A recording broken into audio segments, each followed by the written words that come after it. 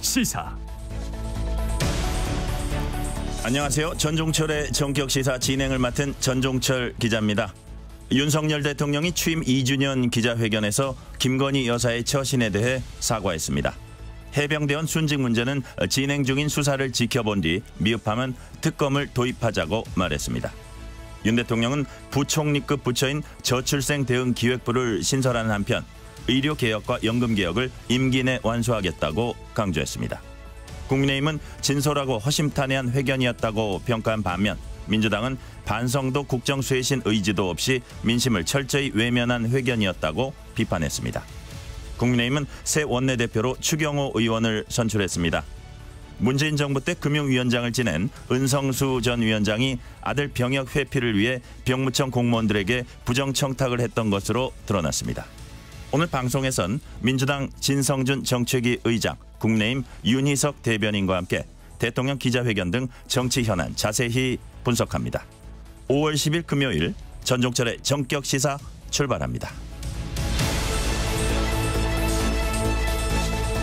전종철의 전격시사는 유튜브로도 실시간 방송합니다. 문자 참여는 짧은 문자 50원, 긴 문자 100원이 드는 샵9730, 콩 어플은 무료입니다. KBS 1라디오 채널에는 정치, 경제, 사회, 문화 등 다양한 명품 콘텐츠가 있습니다. 구독과 좋아요, 댓글 많이 부탁드립니다.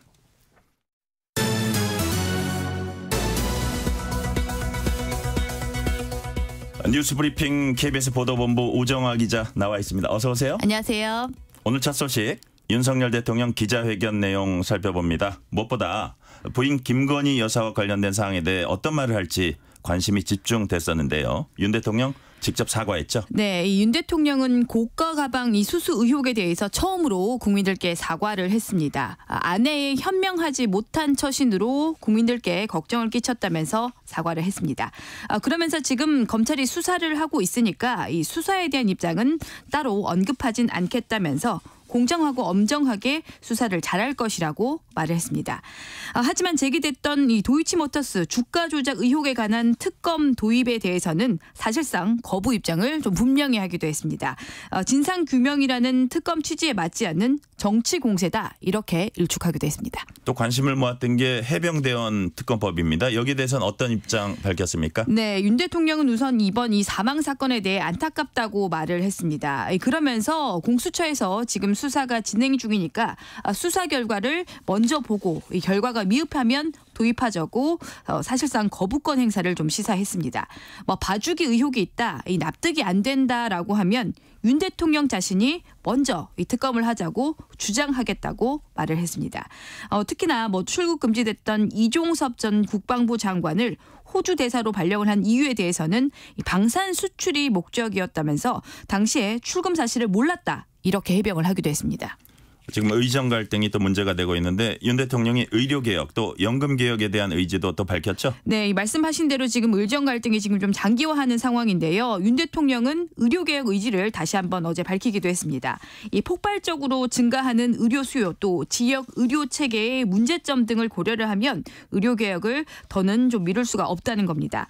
윤 대통령은 의료계에서 통일된 안을 못 내고 있다면서 이게 이 대화의 걸림돌이다 이렇게 좀 언급을 하기도 했습니다. 연금 개혁 문제도 남은 3년의 대통령 임기 내에 반드시 처리를 하겠다고 강조를 하기도 했습니다. 어제 이렇게 이 여러 현안들, 주요 현안들에 대해서 기자들 질문이 좀 계속되면서 예정된 시간을 조금 넘겨서 1시간 10여 분 동안 기자회견이 진행이 됐습니다. 70분 기자회견. 네. 윤 대통령은 또 저출생 문제 해결을 위해서 부총리급 부처 신설하겠다 이렇게 밝혔죠? 네, 이 저출생 대응 기획부 가칭 이 저출생 대응 기획부를 신설해서 장관이 사회부총리를 맡아서 종합 대책을 세우겠다고 발표를 했습니다. 저출생 문제가 국가 비상사태 수준이다 이렇게 언급을 했는데요. 그러면서 출산휴가 또 육아휴직을 충분히 쓸 수 있게 하는 등의 실효적인 대책을 예고하기도 했습니다. 이외에도 윤 대통령은 어제 이 기초연금 지급액을 40만 원으로 인상하겠다고 약속을 하기도 했습니다.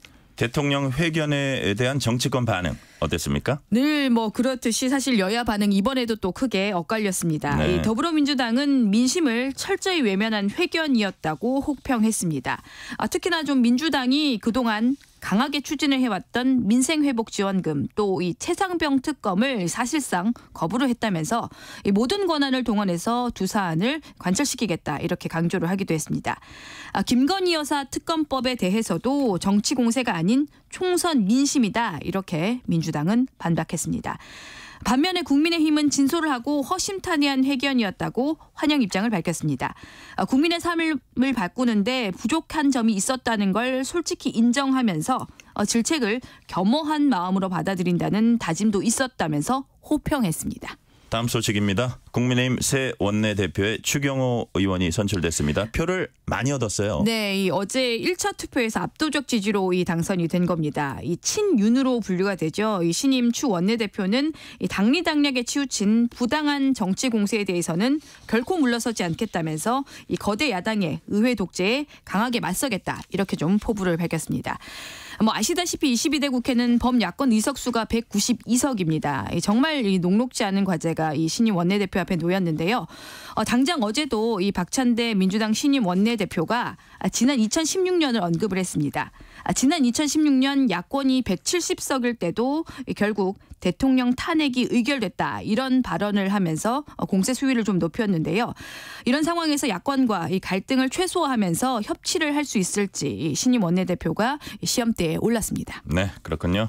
간밤에 들어온 외신입니다. 미국 보잉사의 항공기 사고가 또 일어났습니다. 이번엔 세네갈에서 이륙하는 보잉 여객기가 활주로에 미끄러졌다고 하네요. 네, 이번 사고로 10여 명이 다쳤습니다. 현지 시각으로 어제 새벽에 이 세네갈의 한 국제공항에서 이륙을 하던 보잉 737 여객기가 활주로를 이탈을 한 사고였습니다.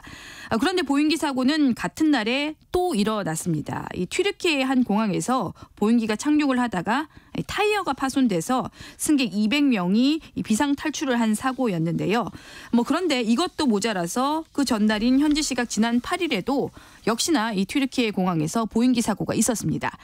그러니까 정리를 하면 불과 이틀 사이에 3건이나 이 보잉기 사고가 잇따라 발생을 한 겁니다. 왜 이렇게 위험한 사고가 반복되는지 폭로도 있었다고 하네요. 네, 이 보잉사의 이 부품 공급 업체에 근무를 했던 한 전직 이 품질 검사관의 이 폭로인데요. 미국 CBS와의 인터뷰에서 최대 200개에 이르는 결함을 발견을 했는데 이 부품 결함을 숨기라는 압력을 받았다고 이 폭로를 했습니다. 앞서서 미국 청문회에서도 이 보잉사 직원이 나와서 비슷한 부품 결함 문제를 지적을 하기도 했었는데요. 이렇게 되면 당장 이 우리나라도 이 보잉기를 타야 하는 승객들이 너무 불안할 텐데 좀 확실한 대책이 있어야 될 것 같습니다. 그러니까요. 네. 무서워서 비행기 타겠습니까? 네.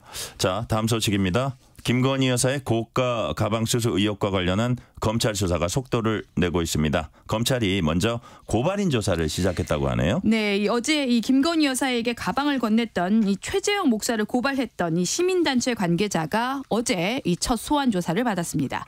모두 2명이었습니다. 이들은 최 목사가 김건희 여사에게 가방을 건네는 장면을 몰래 촬영을 하면서 주거 침입 등의 불법을 저질렀다 이렇게 주장을 했습니다. 최 목사는 다음 주에 조사를 받는다고요? 네, 이 최재형 목사는 다음 주 월요일인 오는 13일에 출석을 할 예정입니다. 최 목사는 그동안 공익 차원의 취지였다 이렇게 주장을 해왔죠. 검찰은 또 이 윤석열 대통령 부부를 청탁금지법 위반 등의 혐의로 고발을 했던 서울의 소리 백은종 대표도 오는 20일에 불러서 조사를 합니다. 백 대표는 김 여사에게 고가 가방 외에도 화장품, 향수 이런 것들이 여러 차례 전달이 됐다 이렇게 지금 주장을 하고 있는데요. 이런 상황에서 이 이완석 검찰총장은 다시 한번 이 원칙 수사를 좀 강조를 하기도 했습니다. 이제 앞으로의 관심은 사실 김건희 여사 조사를 할 건지 한다면 어떤 방식으로 할 건지가 사실 관심인데요. 아직까지 좀 검찰에서 드러난 건 없습니다. 전국의 일부 의대 교수들이 지난달에 이어서 오늘도 휴진에 들어간다고 하네요. 네, 일단 일부 의대 교수들이 과로를 좀 호소하면서 오늘도 이 휴진을 한 번 더 할 예정인데요. 이 환자들과 사전에 좀 진료 일정을 맞추다 보니까 실제로 이 환자들의 불편은 그리 크지는 좀 않을 것이다. 이런 관측까지도 지금 조심스럽게 좀 나옵니다. 응급 환자 또 중증 환자 또 입원 환자에 대한 진료와 수술은 계속 유지가 됩니다. 대형 병원 5곳을 좀 보면요. 보면요. 서울대병원, 서울 아산병원, 세브란스병원, 서울 성모병원 등 4곳 병원의 일부 교수들이 오늘 좀 휴진을 할 것으로 보이는데요. 병원은 이 그대로 문을 여는데 일부 교수들만 좀 휴진을 하는 겁니다. 혹시 오늘 뭐 당일 진료를 좀 미리 갑자기 좀 계획을 하고 계신다면 미리 좀 진료 여부를 한 번 더 확인하고 떠나시는 것도 좋겠습니다. 네, 대한의사협회는 대통령 회견에 대해서 오늘 공식 입장을 내겠다고 하는데 아무래도 비판적 내용이 나올 것 같고요. 네. 자, 다음 소식으로 가겠습니다. 문재인 정부 때 임명한 은성수 전 금융위원장의 아들 병역 회피를 도와준 병무청 공무원들이 감사원에 적발됐습니다. 어떻게 된 건가요? 네, 이 시작은 이랬습니다. 지난 2021년 말에 은성수 전 금융위원장의 아들 은모 씨가 이 병무청으로부터 병역법 위반 혐의로 고발을 당했습니다. 네. 군 미필자인데도 이 미국에 출국을 한 후에 여행 허가 기간을 넘겨서 귀국을 안 했기 때문인데요. 그런데 이 고발이 돌연 한 달 만에 취하가 됐습니다. 어떻게 됐냐 보니까 은 씨의 이의 신청을 병무청이 받아들였기 때문인데요. 이 과정을 좀 살펴보니까 그 과정에 은 씨의 아버지인 은성수 전 위원장의 청탁이 있었다는 게 이번 감사원의 판단입니다. 이 감사 결과를 보면 은 전 위원장은 이의 신청 전후로 이 당시 서울지방병무청 과장과 13번이나 이 전화 통화를 했습니다. 네. 통화 내용을 좀 보니까 뭐 걱정하지 않게 이의 신청을 받아달라. 또 뭐 고발이 취하되면 좋겠다라고 이렇게 청탁을 했다고 감사원이 이번에 밝혔습니다. 이후에 담당 과장은 은 씨에게 이 유리한 보고서를 만들었고 결국 고발은 없던 일이 됐습니다. 이 은 씨는 여전히 좀 병역을 이행하지 않은 상황입니다. 감사원이 이번 건에 대해 검찰에 수사 의뢰를 했죠? 네, 이 해당 공무원에 대한 검찰 수사 의뢰와 함께 병무청에 징계를 요청을 했습니다. 은성수 전 위원장이 입장을 밝혔는데요. 저희 KBS와의 통화에서 청탁은 아니다 이런 입장을 밝혔습니다. 이 신청에 대해선 누구든 전화로 문의를 할 수 있지 않냐면서 청탁이 아니라는 입장을 내놨습니다. 오늘은 여기까지 듣겠습니다. 우정화 기자 이번 주도 수고 많았습니다. 지금 시각 7시 32분입니다. 전격 시사 날씨 정보입니다. 오늘은 어제보다 더 따뜻하겠습니다. 하지만 아침 공기는 쌀쌀해서 출근길 옷차림을 따뜻하게 하셔야겠습니다. 내륙을 중심으로 아침 기온 10도를 밑도는 곳이 많고요. 서울은 13.8도로 서늘하게 시작하고 있습니다. 하지만 한낮에는 기온이 크게 오르겠습니다. 낮 기온 서울 24도, 대전과 춘천, 광주 25도, 강릉과 대구는 28도까지 올라서 다소 덥겠습니다. 큰 일교차에 유의하시기 바랍니다. 오늘 전국이 맑은 가운데 낮 동안에는 자외선이 무척 강하겠습니다. 자외선 차단을 잘 해주셔야겠고요. 중부지방과 남부 해안에는 바람이 강하게 부는 곳이 있어서 안전사고에 유의하셔야겠습니다. 주말인 내일은 오후부터 밤사이 전국에 비가 내리겠고 일요일 오전까지 이어지겠습니다. 지금 서울의 기온은 13.8도입니다. 조하늘입니다. 이어서 이 시각 교통 상황을 KBS 교통정보센터의 유하영 씨가 전해드립니다. 네, 이 시각 교통정보입니다. 주 후반인 만큼 출근길 정체는 평소보다 심하진 않습니다. 서울 시내에서는 강변북로 구리 방향, 방화대교에서 동작대교까지 밀리고요. 올림픽대로 하남 쪽으로 행주대교에서 양화대교까지 속도 떨어집니다. 고속도로는 중부 내륙고속도로 지선 창원 방면 화원요금소 2, 3차로에서 사고 났습니다. 주변으로 정체고요. 영동고속도로 강릉 쪽으론 둔대분기점에서 부곡까지 밀리고 용인에서 양지터널까지 막힙니다. KBS 교통정보센터였습니다.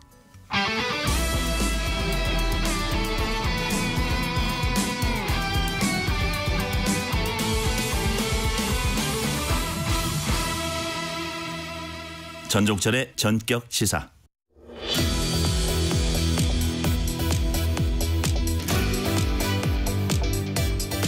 윤석열 대통령이 취임 2주년 기자회견을 열었습니다. 국민의힘 새 원내대표로 추경호 의원이 선출됐습니다. 윤희석 국민의힘 대변인 전화 연결해서 얘기 나눠보겠습니다. 대변인님 안녕하세요. 네, 안녕하세요. 자, 윤석열 대통령의 기자회견 20여 분간의 국민보고 그리고 70여 분간의 질의응답으로 진행됐습니다. 윤 대변인님은 어떤 점이 가장 인상적이었어요? 오랜만에 열린 기자회견인데 제 기대보다 훨씬 더 자유로운 질의응답이 있었고 그 과정에서 국민이 선출한 대통령이 가진 그 메시지 파워가 확실하게 국민들께 전달되는 그런 느낌을 많이 받았습니다. 그 점이 가장 인상적으로 저는 느꼈습니다. 네.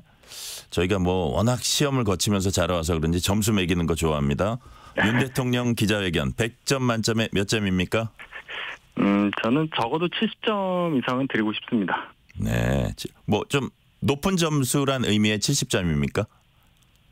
다른 분들은 좀 낮게 평가하시는 분들이 많은데요. 네. 기본적으로 어제 대통령께서 그동안 보여주셨던 여러 사안에 대한 입장에서 변화된 모습을 보여주셨고, 가장 중요한 그 본인이 생각하는 어떤 것들에 대해서 국민들께 잘 전달을 했다. 그 부분에 저는 점수를 많이 드리고 싶습니다. 일단 소통은 했다. 그렇게 이제 네. 보시는 것 같고요. 자, 그렇다면 가장 높게 점수 주고 싶은 답변은 어떤 게 있었습니까? 저는 김건희 여사 관련 부분에 있어서 사과라는 단어를 쓰셨고, 또 기존의 그 정치 공세, 그 명품백 관련 얘기인데요. 네. 정치 공세라는 말씀을 하셨는데 그 말씀을 전혀 안 하셨습니다. 그 뭐 생각이 바뀌었다기보다는 그 얘기를 안 하는 이유에 대해서 국민들께서 분명히 인정을 하시고 평가하시리라고 믿기 때문에 그 부분, 그 답변을 가장 잘하신 답변이라고 들고 싶습니다. 네. 반면 이 답변은 좀 아쉬웠다 하신 것도 있었을 것 같아요. 그 질문에 글쎄요. 윤 대변인님이라면 이렇게 대답했겠다. 뭐 이런 거 혹시 없어요? 뭐 해병대 순직 사건, 해병대원 순직 사건 관련한 네네. 답변에서 조금 더 설명할 부분이 좀 있었을 거라고 봐요. 법리적인 부분도 있지만은 여러 가지 행정부 수반으로서 이 특검법을 받아들일 수 없는 이유에 대해서 조금 더 설명을 하셨으면 국민들께서 조금 더 이해하시는 데 도움이 되지 않았을까 그런 생각이 듭니다. 네, 그 부분이요. 자, 여당은 뭐 모든 현안에 대해서 진솔하고 허심탄회 입장 들었다. 이렇게 이제 평가를 했고 예상대로 여당은 그렇게 평가를 했습니다. 반면에 또 야당도 예상대로 혹평 쏟아냈습니다. 언제까지 고집불통 대통령 모습에 국민이 절망해야 하나. 국정 쇄신 의지도 반성도 없는 그런 회견이었다. 여러 가지 뭐 책임 회피, 자화자찬 뭐 이런 얘기도 했거든요. 이런 야당의 비판은 좀 과하다고 보세요? 의미 있다고 보세요? 야당의 반응은 나오기 전부터 다 예상한 거 아니겠습니까? 야당의 반응을 예상한다는 것 자체가 국민들로부터 야당의 정치 행위가 관심을 받기 어렵다는 것을 얘기한다고 저는 생각합니다. 그것이 쌓이면 국민들로부터 결코 사랑받는 야당이 될 수가 없다는 거예요. 네. 계속 이렇게 강경일변도로 일관하는 민주당식 정치가 적어도 21대 국회 시작부터 지금 4년 지난 시점까지 이어지고 22대 국회 4년 동안에도 계속 유지될 걸로 보이는데 과연 그것이 총선에서 175석을 준 국민의 뜻과 맞느냐 그 부분을 야당은 깊게 고민해야 될 지점이라고 생각합니다. 네. 자, 윤 대통령이 이제 뭐 야당 쪽에서 김건희 여사 특검 얘기할 때 이 뭐 고가 백 얘기도 하지만 또 이제 그 이전에 수사를 문재인 정권 시절에 수사했던 도이치모터스 주가 조작 의혹 사건 이것도 이제 언급을 합니다. 여기에 대해서는 대통령이 좀 약간 좀 강하게 좀 비판을 했어요. 그래서 그런 부분은 어떻게 보십니까? 이 건은 도이치모터스 관련한 부분은 네. 이미 대선 때부터 계속 얘기해왔던 겁니다. 발생 시점이 10년도 훨씬 지난 지점이고 이것에 대해서 얘기한 지가 3년이 넘었는데 그때는 문재인 정권 때란 말이죠. 그때부터 계속 수사를 해왔던 거예요. 그리고 쩐주라고 볼 수 있는 분들에 대해서도 2명이 기소돼서 무죄를 받았습니다. 1심에서. 네네. 그런 사안인데 이걸 가지고 계속 뭐 특검을 하자 하면서 계속 정치공세하는 것이 과연 어떤 의미를 갖느냐는 것을 똑같이 대선 때부터 저희가 일관되게 주장했던 것을 반복할 수밖에 없어요. 왜냐하면 바뀐 게 없기 때문에 그렇습니다. 이것이 윤 정권 들어서 뭐가 새롭게 어떤 사실이 드러났다거나 우리가 알지 못했던 것들에 대한 뭐가 있다거나 이런 게 아니지 않습니까? 그렇기 네. 때문에 대선 과정에서 오갔던 공방 거기에서 저희가 주장했던 내용을 대통령께서도 반복할 수밖에 없었다. 이렇게 말씀드리겠습니다. 민주당 박찬대 원내대표는 22대 국회 열리자마자 특검법 다시 발의하겠다 이렇게 밝혔습니다. 일단 대치 전국이 예상됩니다. 네. 특검법 통과와 제2요구권 행사 반복될 가능성이 높죠? 그렇겠죠. 민주당이 노리는 것은 계속 대통령이 제2요구권을 행사해서 그것이 반복되는 누적 횟수, 거기에 대한 압박을 주면서 결국 뭔가 정치적으로 이득을 얻겠다. 뭐 이런 작전으로 보이는데요. 모두에도 말씀드렸지만은 민주당이 가진 의석수, 그것을 좀 국민의 뜻과 이렇게 민주당이 계속 그 의석수를 가지고 이런 정쟁에만 몰두하는 것이 과연 맞느냐, 그 부분을 분명히 국민들께서 지적하실 그런 시간이 금방 온다고 저는 봅니다. 걱정도 하지만 이런 상황에서 국민들께서도 분명히 민주당에 대해서 경고를 주시라는 기대도 함께 해봅니다. 네. 이번 기자회견에선 한동훈 전 비대위원장 관련 질문도 있었습니다. 한동훈 전 위원장 관련 질문 받은 직후에 그 대통령한테 옅은 미소가 포착됐어요. 그 미소의 의미가 뭘까요? 아마도 대통령께서는 한동훈 전 비대위원장과의 개인적인 관계, 거기에다가 현재 정치적 상황에서 맞는 또 관계 변화, 이런 것에 대해서 남다른 소회를 가지고 계시지 않겠어요? 거기에 대한 표현이 그런 옅은 미소로 나타난 게 아닐까 이렇게 봅니다. 답변을 보면 뭐 사실상 이렇게 한동훈 전 위원장한테 팔을 벌렸다 이렇게 해석이 되는데 어떻게 보셨어요?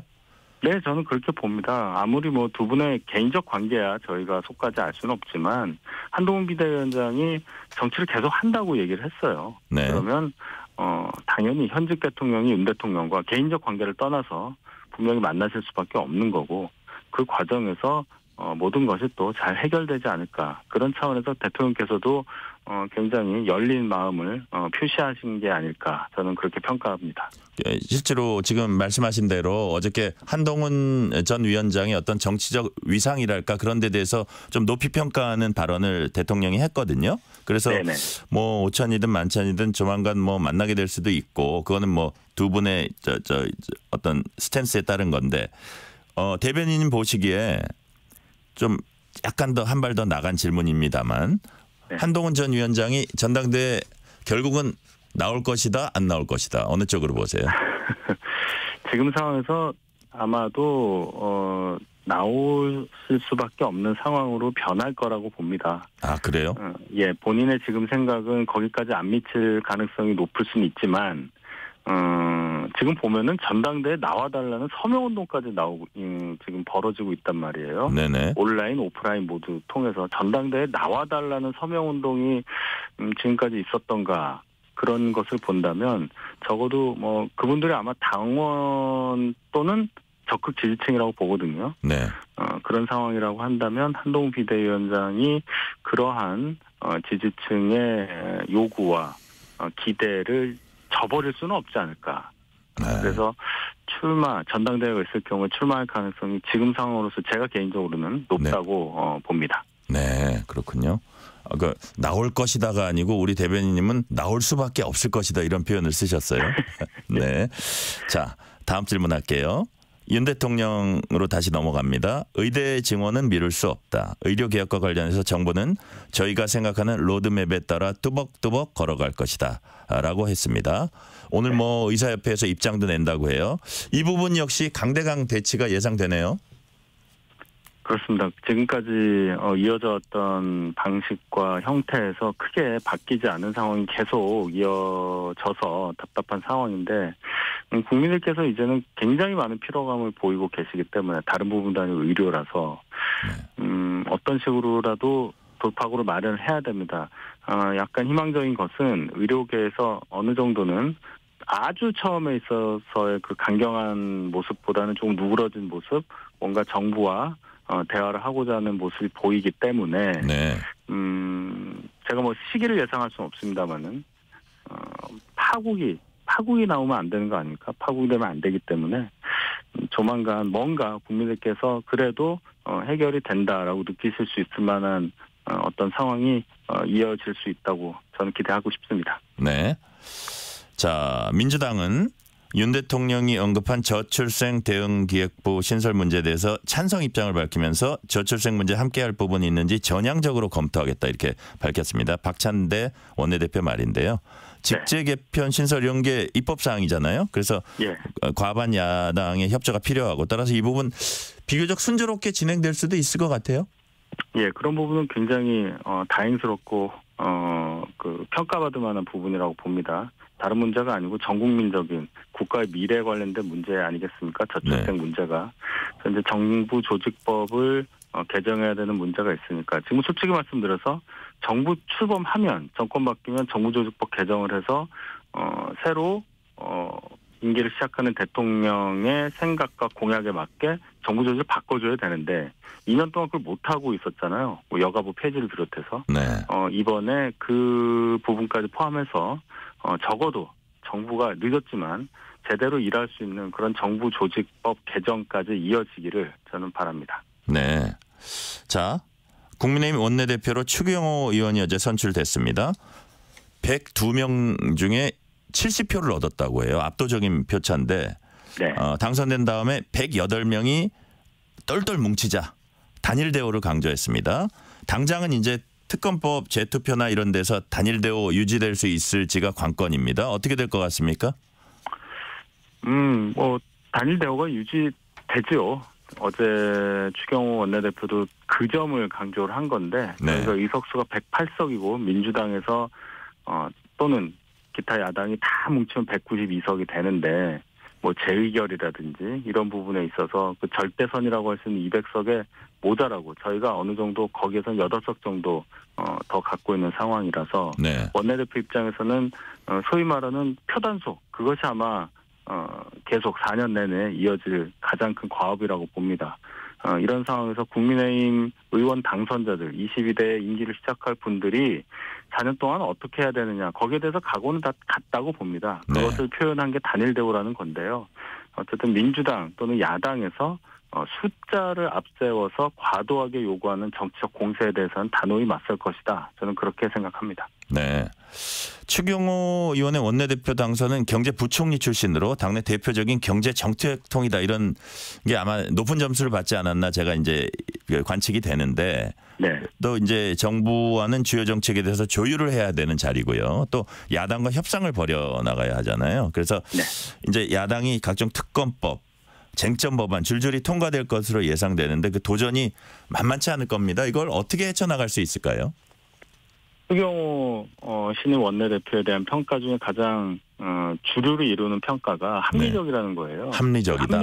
합리적이라는 뜻은 어떠한 상황에서도 최선의 결과를 얻기 위한 과정을 거칠 수 있는 분이라는 거잖아요. 박찬대 민주당 원내대표가 굉장히 거칠게 또는 그 의석수를 가지고 굉장히 강하게 추경호 대표를 압박을 할 텐데 거기에 대해서 최선의 결과가 나올 수 있는 그런 협상 그 상대로서 저희 당 입장에서는 가장 신뢰할 수 있는 분이라고 한 결과가 70%에 가까운 득표율이라고 생각을 해요. 네네. 그리고 직전까지 부총리를 했기 때문에 경제부총리를 했기 때문에 아무래도 정책적인 부분에서는 박찬대 원내대표보다 훨씬 정보가 많을 겁니다. 그런 차원에서 어떤 면에서는 의석수는 많이 뒤지지만 아마 논의 과정을 주도할 수도 있는 그런 분이라고 보기 때문에 기대할 수 있는 부분도 분명히 있다. 이렇게 봅니다. 전당대회 시기를 놓고 지금 여당 내에서 논란이 있습니다. 황우여 비대위원장이 고심도 깊어 보이고 또 이제 꼼꼼히 준비하고 혁신 작업 병행해야 되기 때문에 좀 늦출 수도 있다 이런 발언을 했다가 뭐 당내 반발도 이제 부르고 했거든요. 전당대회 개최 시기에 대한 지금 당내 분위기 어떻습니까? 대체적으로 빨리 하는 게 낫지 않냐는 의견을 밝히시는 당선자분들이 많은 건 사실입니다. 네. 근데 전당대회라는 것이 준비하는 물리적인 기간이 있는 거고요. 네네. 지금 그냥 기존에 있던 룰을 그대로 가자. 뭐 룰 변경에 대한 논의가 없으면 모르겠는데 적어도 뭐 당원이 지금 100% 당원 100%로 치러지는 전당대회 룰에 대해서 바꾸자는 의견도 많이 나오고 있지 않습니까? 그럼 거기에 대해서 뭔가 당 지도부로서는 응답을 해야 하는 그런 과정이 또 남아 있어요. 네네. 이것까지 감안을 한다면 물리적으로 가장 빠른 시간 내에 전당대회를 그냥 그대로 열기만 하는 그런 상황은 지금으로서는 기대할 수 없다. 그렇다면 시간적으로는 뭐 6월 말이라든지 이런 시기가 과연 전당대회 개최 시기로 가능하겠느냐 그런 의문은 듭니다. 네. 자, 민주당 얘기 한두 가지 해볼게요. 민주당이 검찰에 대한 공세 수위 높이고 있습니다. 이른바 장시호 녹취록 인용하기도 했고 이화영 전 부지사 검찰 술자리 진술 회유 주장 반복하면서 검찰 수사 조작에 대한 특검도 벌이겠다 밝혔습니다. 민주당이 이 시점에 검찰에 대한 공세에 나온 이유 뭔가요? 민주당 4년 내내 검찰 독재라는 단어를 만들어서 검찰권에 대한 대단한 비난으로 일관해 왔습니다. 그리고 공교롭게도 검찰 출신인 분이 대통령이 됨으로써 저희 당의 대통령이 됨으로써 그 공세를 가속화하고 거기에 더해서 민주당 이재명 대표를 비롯한 다수의 구성원들이 사법적인 어떤 리스크 그것을 맡고 있는 상황. 그렇기 때문에 검찰을 악마화하지 않으면은 빠져나올 수 없다는 논리적인 어떤 규결점을 가질 수밖에 없는 거죠. 네. 그것을 앞으로 4년 동안 계속 또 하겠다는 거예요. 검찰 전체에 대해서 그렇게 얘기하는 것. 글쎄요. 국가 전체 그 형벌권을 행사한다는 국가 조직 전체를 독재의 어떤 주도자로 모는 것이 논리적으로 맞느냐. 일부 검사들에 대해서 그렇게 말을 할 수는 있지만은 그것은 네. 전체 검찰이 독재를 한다. 검찰이 어떻게 독재를 하는지도 모르겠는데요. 그런 논리가 4년 이상 이제 4년 지났으니까 앞으로도 국민들한테 설득력을 갖고 있을지 저는 불가능하다고 생각하기 때문에 과도한 정치 공세 분명히 국민들로부터 경고받을 일이라고 봅니다. 비슷한 얘기인데요. 엊그제 조국혁신당 주최 토론회가 있었습니다. 조국 대표가 기조 발언을 했고 민주당 의원들도 발언을 했는데요. 검찰의 수사와 기소를 완전 분리해서 그나마 이제 축소된 남아있는 수사 권한 박탈하겠다 공언했습니다. 이게 시행되면 이른바 검수완박 시즌2인데 네. 어떻게 여당 입장에서 어떻게 이걸 대응해 나갈 수 있을까요? 본회의에서 통과되는 걸 막을 수는 없겠지만은 다시 재의결 과정이 있게 되면은 막을 수는 있습니다. 물리적으로 저희도 기본적으로 그 말씀에 앞서서 도대체 이분들은 그럼 왜 국회의원에 당선이 되려고 했느냐, 정치를 왜 하려고 하느냐는 기본적인 물음을 할 수밖에 없는 거예요. 지금 검찰에 의해서 조국 대표의 경우인데요. 본인을 포함해서 가족이 기소를 당했고 재판을 거쳤고 그래서 피해를 봤다고 생각하고 그것이 억울하다고 본인은 생각하는 거 아니겠습니까? 그래서 본인이 어떤 과오가 있다. 이것에 대한 반성이라든지 이런 것보다는 본인에게 그렇게 괴로움을 줬던 대상에 대해서 이런 표현이 좀 그렇지만 사적 복수를 하고 있는 것이 아니냐는 의심을 받기 충분한 행위라고 저는 봐요. 네. 자, 반복하지만은 국민들로부터 평가를 받을 일이다. 예. 알겠습니다. 오늘은 여기까지 듣겠습니다. 윤희석 국민의힘 대변인이었습니다. 감사합니다. 네, 감사합니다. 전종철의 전격수사 1부는 여기서 마치고 태연의 사계를 들으시면서 2부로 이어집니다. 사계절이 와 그리고 또 떠나 내 겨울을 주고 또 여름도 주었다 온 세상이던 널 보낼래 정말 너를 사랑했을까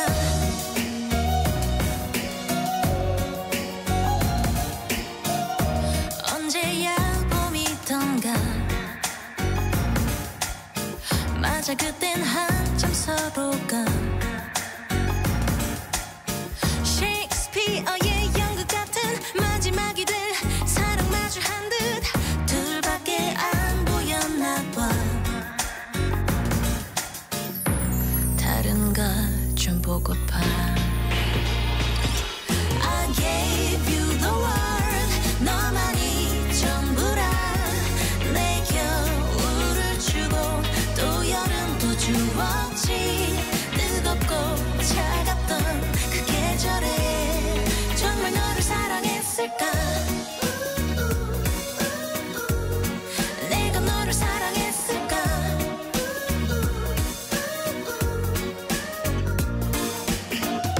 서로를 그리워했고 서로를 지겨워하지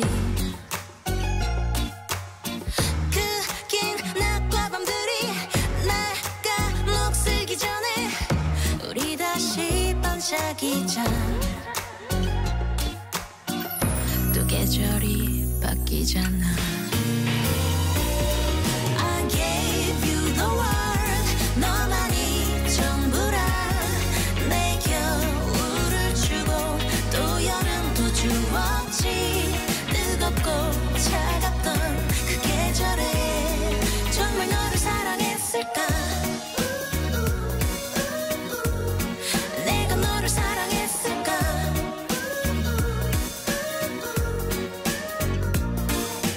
가도 돼. 뒤돌아볼 때쯤엔 난 없어. 우리 꽤 괜찮았어. 그거면 된 거야. 떠날 때 사계절이 와. 그리고 또 떠나. 내 겨울을 주고 또 여름도 주었던 KBS 라디오 기후위기 대응 캠페인 지구를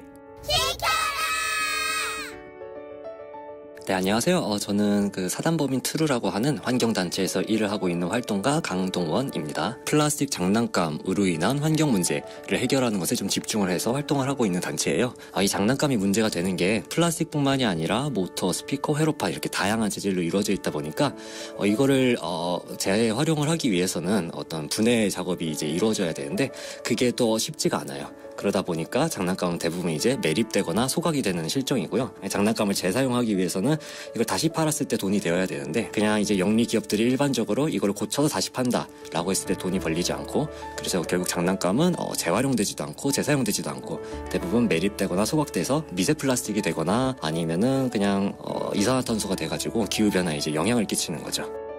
일단 장난감이 좀 망가졌다라고 했을 때 그냥 뭐 선이 조금 끊겼다던가 아니면 부품이 조금 빠졌다던가 이런 게 있을 수가 있어요. 그래서 집에 뭐 드라이버와 니퍼 같은 게 있으면은 일단 아이와 함께 뭔가 장난감을 한번 분해를 해보고 무엇이 원인일까를 한번 들여다보는 그런 것도 되게 재밌을 것 같아요. 이 장난감이라는 게 아이들과 사랑을 좀 주고받기 위해서 만들어진 건데 결국에 미세 플라스틱이 되고 또 이산화탄소가 돼가지고 아이들이 살아갈 세상을 망가뜨리고 있잖아요. 잘 분리배출하거나 그게 어려우면 저희 사단법인 트루에 이제 기부를 해주시는 그런 방식으로 이 장난감과 환경 문제를 위해서 좀 개인 단위에서 행할 수 있는 이게 되게 유의미한 실천이면서 환경보호 활동에 동참을 하는 것이기도 하다고 저는 생각을 합니다. 뜨거워지고 있는 지구. 지금 우리의 문제입니다. KBS 라디오 기후위기 대응 캠페인 지구를 지켜라 였습니다.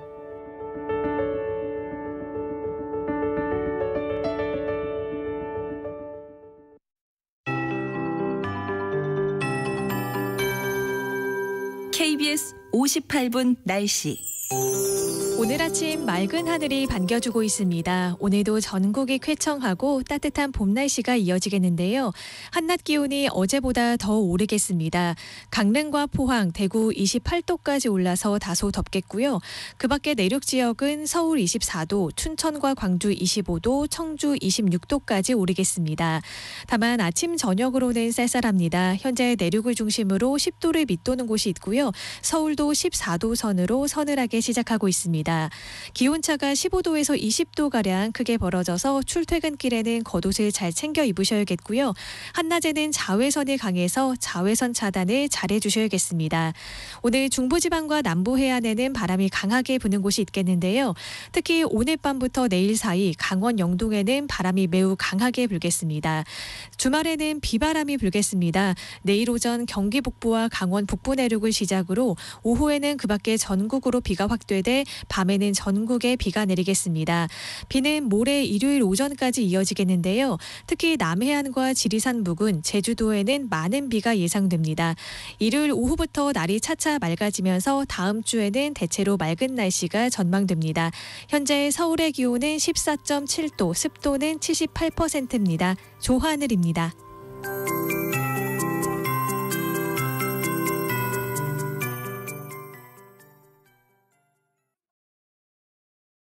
정성을 다하는 국민의 방송 KBS가 8시를 알려드립니다.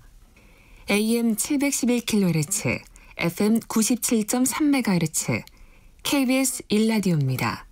HLKA.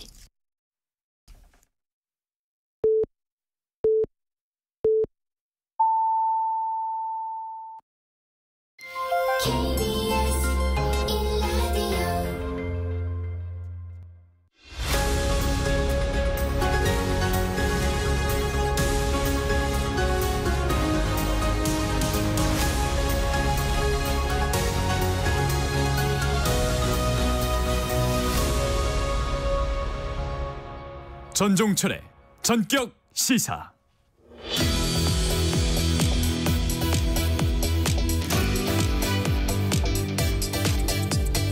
이번엔 윤석열 대통령 기자회견에 대한 민주당 평가 들어보겠습니다. 진성준 민주당 정책위 의장 전화 연결돼 있습니다. 진성준 정책위 의장은 민주당 전략기획위원장을 여러 차례 역임한 민주당의 대표적인 전략기획통입니다. 진성준 의장님 안녕하세요. 네, 안녕하세요. 진성준입니다. 이번 총선에서 삼선고지에 오르셨습니다. 좀 늦었지만 축하드립니다. 네, 감사합니다. 좀 어깨가 더 무거워졌습니까? 그렇죠. 네. 자, 어제 윤석열 대통령 기자회견 유심히 보셨을 텐데요. 일단 총평을 좀 해주세요. 저는 지난번 영수회담에 배석을 했는데 네네. 영수회담 시즌2를 보는 것 같았습니다. 달라진 점이 없었다고 보시는 거예요? 그렇죠. 네. 누가 뭐라고 하든지 내 갈 길 가겠다 하는 그런 마이웨이 선언을 재확인한 것이다. 이런 생각이 들었습니다. 네. 아주 짧게 대답을 해주셨는데 자, 사람들이 제일 궁금해했던 게 김건희 여사 부분, 그다음에 해병대원 특검법 이런 부분이었을 겁니다. 네. 진성준 의장께서 생각하시는 모범 답안은 어떤 겁니까? 수용하겠다고 했어야지요. 국민의 의혹이 크고 또 김건희 특검법이나 최해병 특검법에 대한 요구는 국민의 명령이라고 해도 과언이 아닐 정도입니다. 의혹이 있으니까 철저하게 객관적으로 수사해보자라고 하는 것이 국민의 뜻인데 떳떳하다면 그걸 거부할 일이 없는 것 아닙니까? 그런데 여러 가지 이유를 들어서 부정적인 입장을 내놓았습니다. 저는 대통령 입장에서 수용하겠다 이렇게 밝히는 것이 당당한 태도였다 그렇게 생각합니다. 수사가 진행되더라도 이거는 특수한 상황이기 때문에 그거는 동시에 병행돼도 사실 상관없는 게 아니냐 그런 입장이신 거죠? 과거에도 그런 예가 있었고 특히나 김건희 특검법은 영부인에 대한 특별한 수사 아닙니까? 그런데 지난 정부에서 수사했다고는 하지만 그 당시에 검찰총장으로서 검찰을 지휘했던 위치에 있었던 게 윤석열 대통령입니다.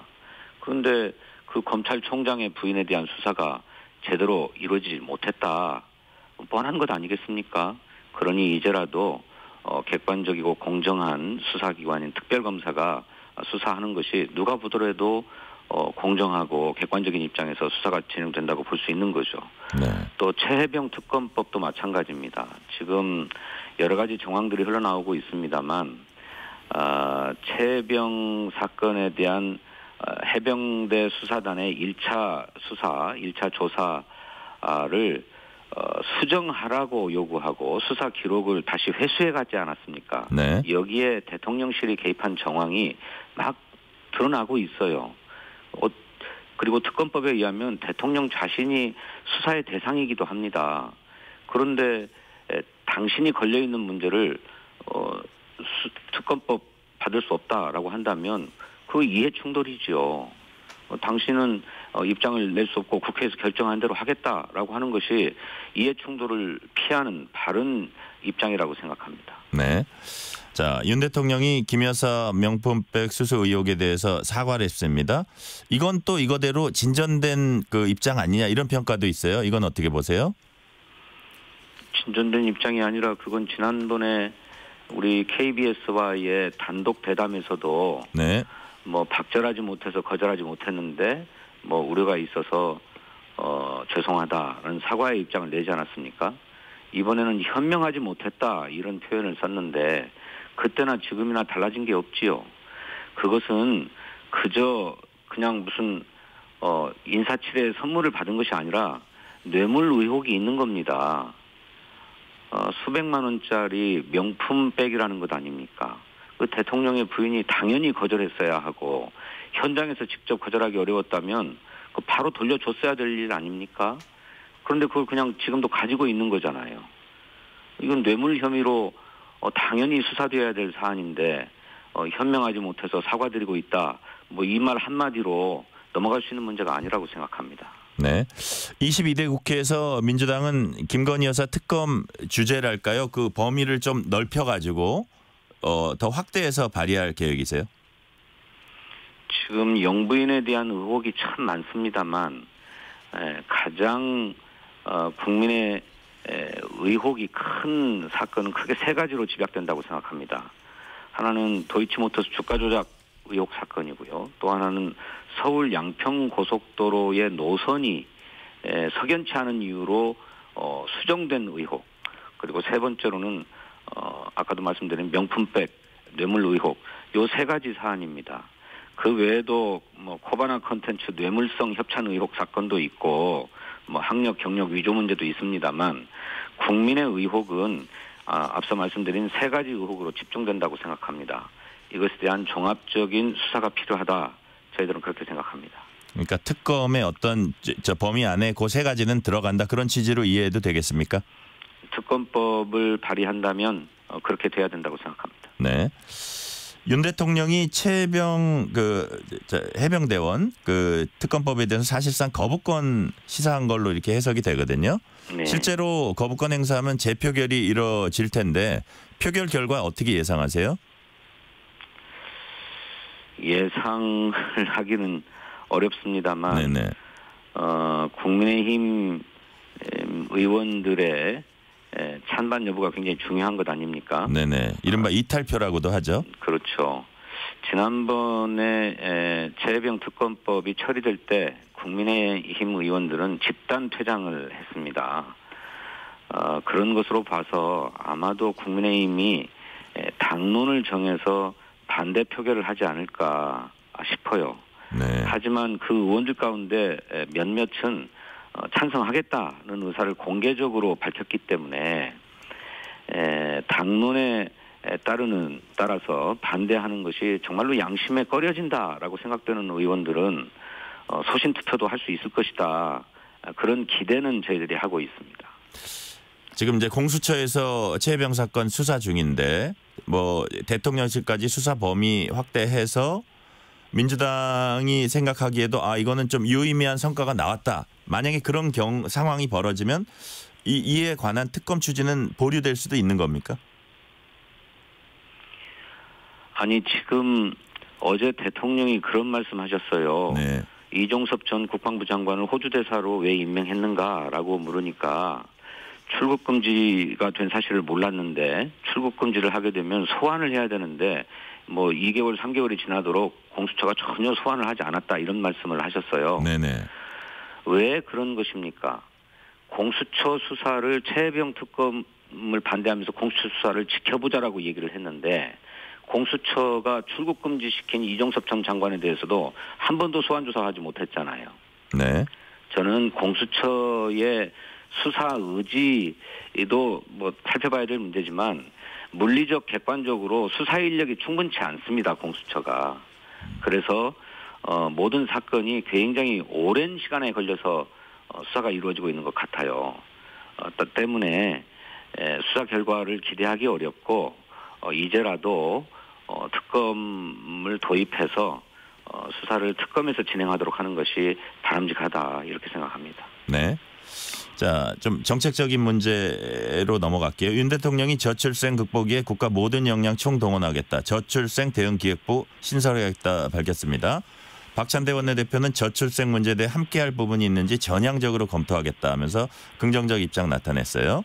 네. 정부 조직법 개편하려면 이제 야당 협력이 필요한데 네. 이 경우에 이제 부처 신설이 다소 순조롭게 진행될 수도 있겠네요. 예, 인구 위기 문제, 저출생의 문제는 국가적인 문제입니다. 여야가 없지요. 이재명 대표께서도 지난 영수회담에서 모두 발언을 통해서 인구위기 대응부를 신설할 필요가 있다라고 제안했습니다. 네. 따라서 민주당으로서도 반대할 일이 없는데 다만 이것이 여성가족부를 폐지하고 저출생 대응부를 만들겠다라고 하는 것이라고 한다면 그것은 좀 신중한 검토가 필요합니다. 거기서는 이제 논의가 좀 있겠네요. 여성부는 존치되어야 한다라고 저희들은 생각하고 있습니다. 네네. 자, 비슷한 질문 하나 드릴게요. 박찬대 원내대표가 실거주 1주택자 종합부동산세 폐지 방침 밝혔습니다. 이재명 대표는 문재인 정권과는 이 부동산 문제 좀 차별성을 보이려는 노력이 보였는데 그래서 이 종합부동산세 폐지 방침도 대통령 공약이기도 했습니다. 이게 그래서 이런 부분도 입법에 좀 속도가 난다고 봐야 될까요? 관심 있는 분들 많을 겁니다. 이거는. 예, 저는 박찬대 원내대표의 그런 말씀을 보도를 통해서만 보았는데 네.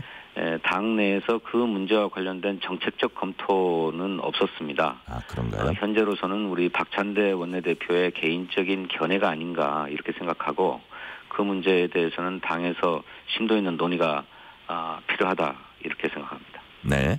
자, 민생회복지원금 22대 국회 당론 1호 법안으로 추진하기로 하신 건가요? 그 부분은?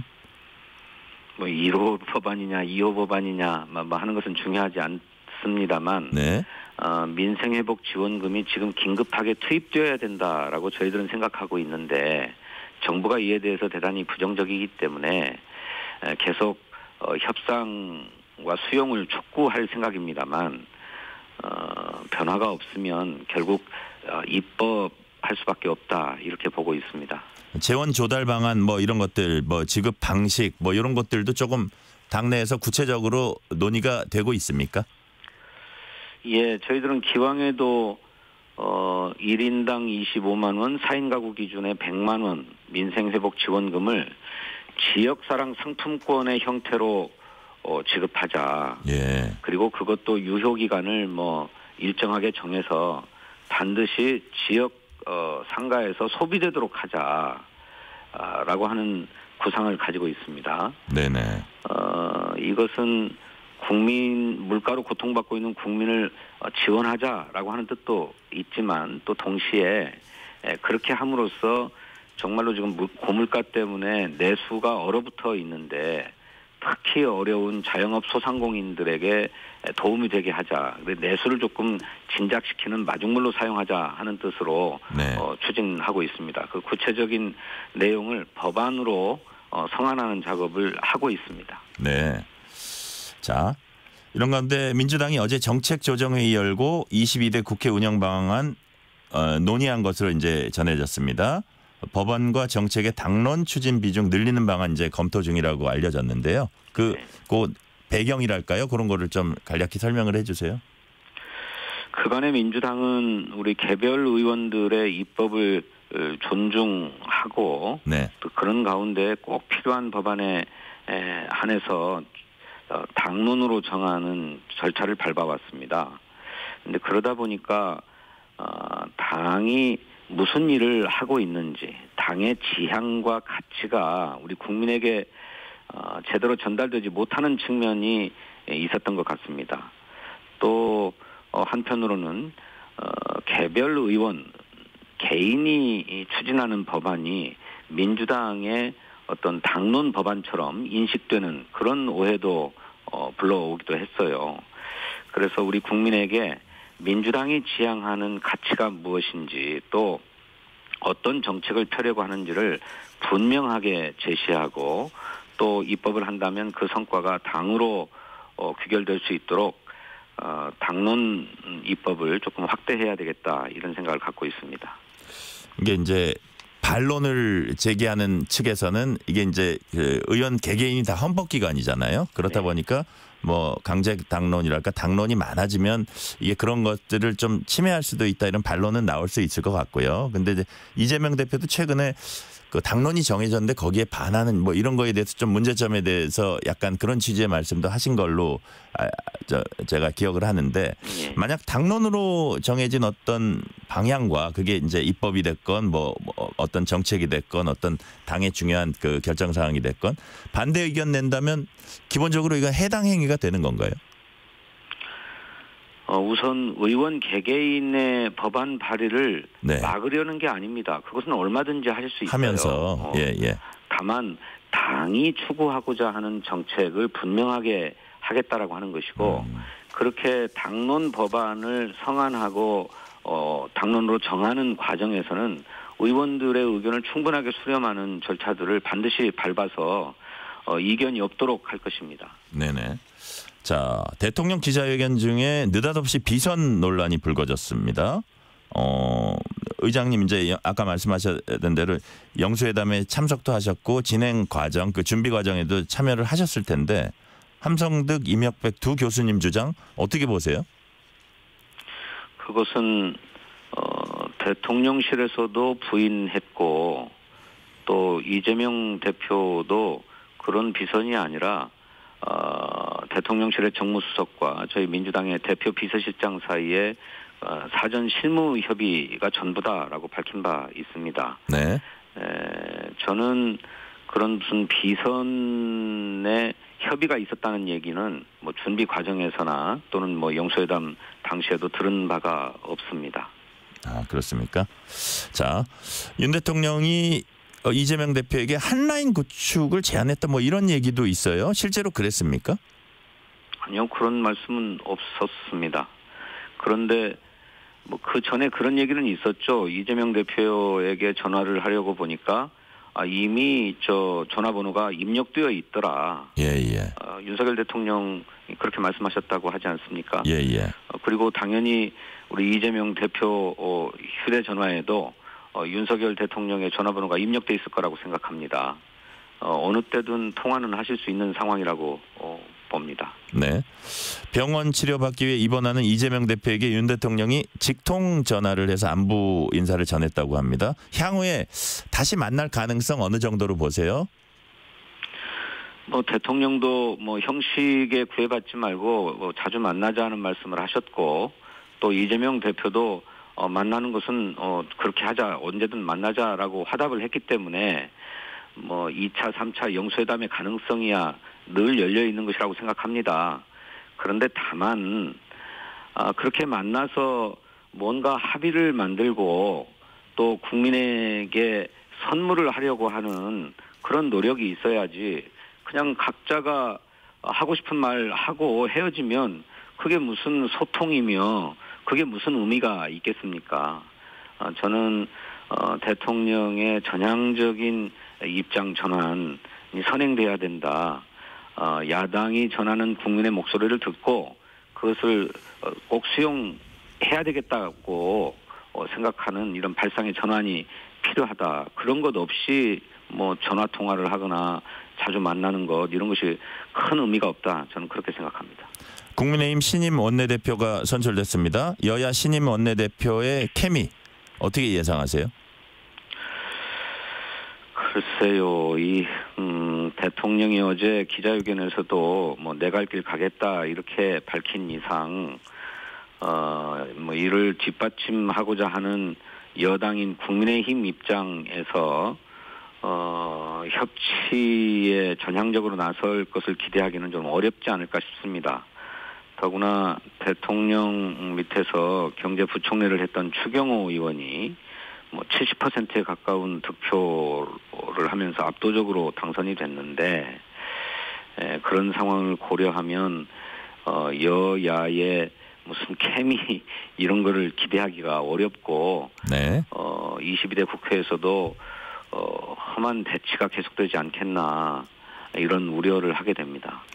박찬대 원내대표는 애들러 윤 대통령 탄핵을 언급했습니다. 박근혜 전 대통령 탄핵 당시보다 현재 윤석열 대통령 지지율이 낮다면서 국정 기조가 바뀌지 않으면 국민 분노가 임계치에 달할 거다. 김영민 의원도 탄핵 로드맵을 제시하기도 했어요. 이 같은 발언들에 대해서 어떻게 평가하십니까? 대통령의 국정 기조 전환을 강력하게 촉구하는 발언이 아니겠습니까? 실제로 이번 총선에서 나타난 민의는 윤석열 대통령의 어떤 실정과 폭정을 매섭게 심판한 것이고 더 이상 용납하기 어렵다 하는 수준으로 심판한 것 아니겠습니까? 이런 국민의 아주 절박하고 절절한 요구를 윤석열 대통령이 정말로 무겁게 받아들여야 할 것입니다. 그런데 영수회담과 또 기자회견 이것도 거의 2년여 만에 열린 것인데 그 두 번의 큰 계기, 온 국민이 관심을 기울이고 있었던 그 계기에도 윤석열 대통령이 전혀 변화하려 하지 않았기 때문에 그러면 국민의 분노가 더 커질 것이 아닌가 하는 그런 우려를 담은 말씀이라고 생각합니다. 네, 마지막으로 질문 하나 드릴게요. 민주당이 검찰에 대한 공세를 강화하는 모양새입니다. 이른바 장시호 녹취록 언급하기도 했고 검찰 수사 조작 의혹에 대해서 특검을 하겠다 이렇게 밝히기도 했습니다. 사실상 검찰 수사 방해가 아니냐, 사법체계 근간 흔드는 거 아니냐 이런 비판도 나옵니다. 이런 부분은 어떻게 보세요?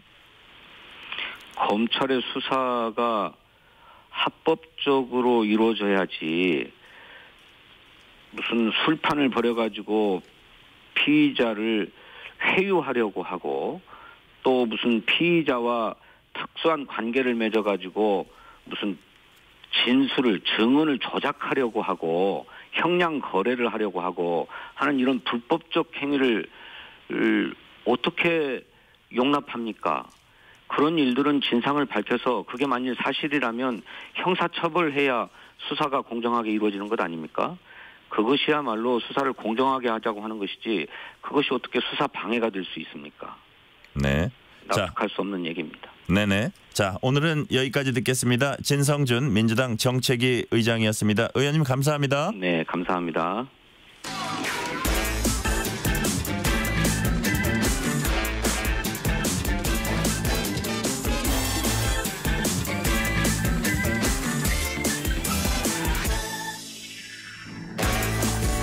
오늘은 중국 이커머스 플랫폼인 알리와 테무에 대해서 경향신문 박순봉 기자와 얘기 나눠보겠습니다. 박 기자 어서 오세요. 네, 안녕하세요. 알리와 테무 최근에 공격적으로 한국 시장에 광고도 하고 홍보에 열을 올리고 있습니다. 알리와 테무 어떤 업체입니까? 그 말씀하신 대로 이커머스 업체인데요. 중국 회사들이에요. 예를 들어서 뭐 쿠팡, 지마켓, 11번가 이런 회사랑 비슷하다라고 보시면 되고요. 먼저 알리부터 말씀드리면 요즘에 뭐 마동석 배우도 써가지고 TV 광고도 하고 있고요.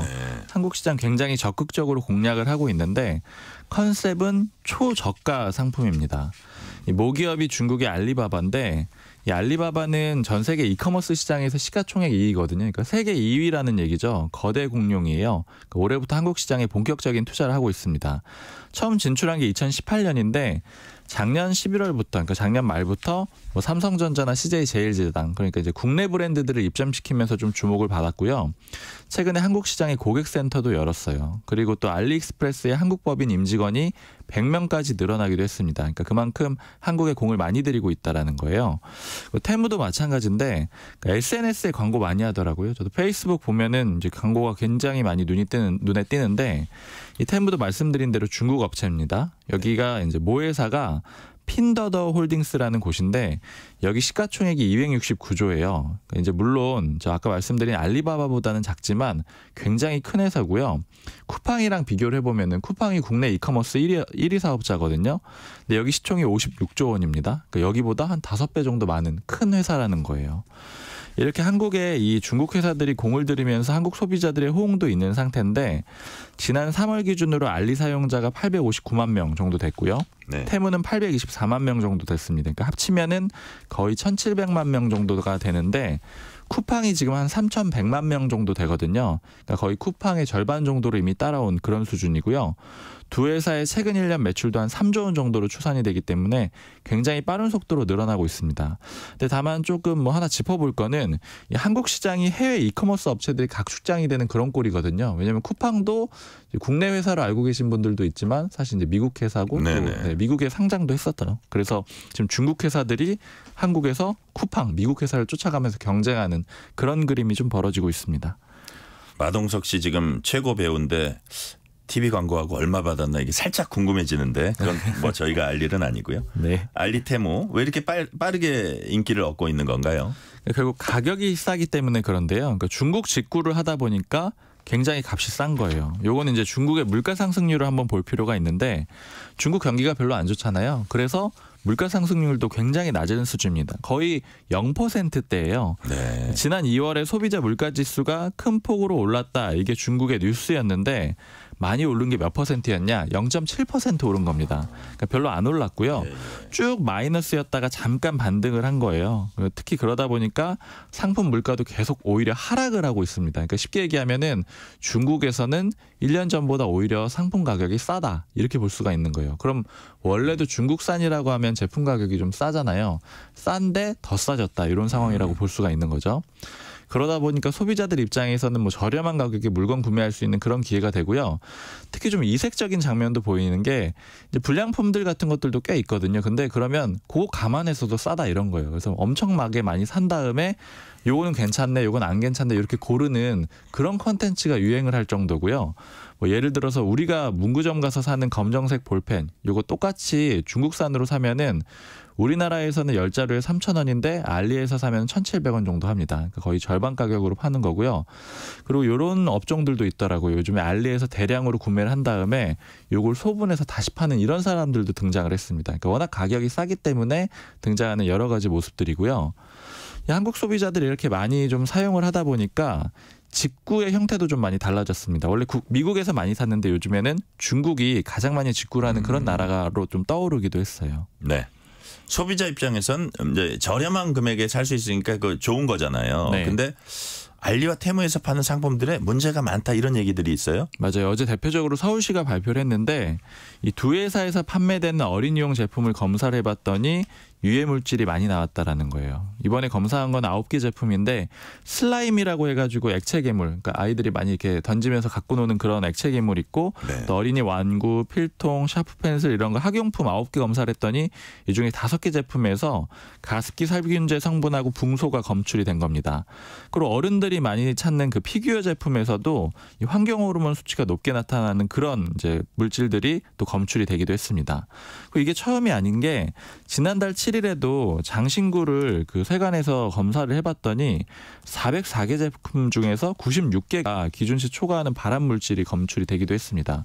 그리고 또 다른 문제는 짝퉁도 많아요. 소위 가품, 그러니까 소위 짝퉁이라고 하고 가품 문제인데 뭐 예를 들어서 저도 검색을 해보니까 블랙야크, 네파 이런 것들이 10,000원에서 30,000원 이렇게 팔고 있습니다. 아웃도어 제품들. 이게 원래는 뭐 30만 원도 훌쩍 넘잖아요. 이런 비싸군요. 것들은 소위 말하는 가품이라고 할 수 있는 거죠. 네. 개인정보를 과도하게 수집하고 있다. 이런 의혹도 받고 있어요? 네. 소비자 주권시민회의가 고발을 했는데 그러니까 싼 제품을 살 수 있도록 하면서 개인정보 동의를 요구를 하는데 이 과정에서 이상한 정보들을 다 빼가고 있다라는 거예요. 보통 이제 다 약간 동의를 하시잖아요. 좀 꼼꼼하게 읽어보는 분들은 많지 않을 텐데 여기에서 이제 동의를 하게 되면 어떤 정보가 가져가냐면 핸드폰 기종, 그다음에 프로그램 종류, 그다음에 공동 현관문 비밀번호 이런 것들을 자동 수집을 하고 있고요. 심지어는 여기 동의 내용을 보면은 국외로 이전할 수 있다 이런 내용이 담겨 있어요. 즉 중국으로 넘어갈 수 있다라는 그런 내용이 담겨 있다라는 겁니다. 그래서 이제 공정거래위원회도 이 문제에 대해서는 지금 조사를 벌이고 있어요. 개인정보 좀 과도하게 수집하고 있다라는 그런 위험도 있는 거고 사실 중국 업체들이 이런 것들은 좀 위험이랄까요 이런 얘기들이 좀 많이 나오고 있는 상태죠. 한 30초 남았는데요. 유해 물질의 개인정보 수집 의혹까지 나오는데 타격은 없는 건가요? 이 얘기들이 많이 나오기 시작하면서 가파르게 올라가던 상승세가 지난 3월 좀 꺾였습니다. 뭐 알리는 3.2%, 테무는 0.7% 감소를 했고요. 이런 문제가 계속 나오게 되면 아마 이용자 수 유지하기는 좀 쉽지 않을 것 같아요. 네, 오늘은 여기까지 듣겠습니다. 박순봉 기자였습니다. 감사합니다. 감사합니다. 전종철의 전격시사 2부 순서 마치고 3부가 이어집니다.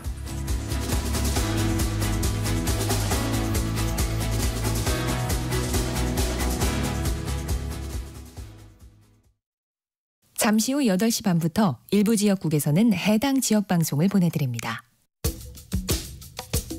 워렌 버핏은 가치 투자, 필립 피셔는 성장주 투자, 피터 린치는 장기 투자, 그리고 성기영은 경제쇼. 방법은 달라도 목표는 하나. 여러분을 성공의 길로 안내합니다. 평일 오후 4시 5분 성기영의 경제쇼, 주말 오후 5시 5분 정보를 업그레이드한 성기영의 경제쇼 플러스. 일주일 내내 함께 하십시오. 편지 왔습니다.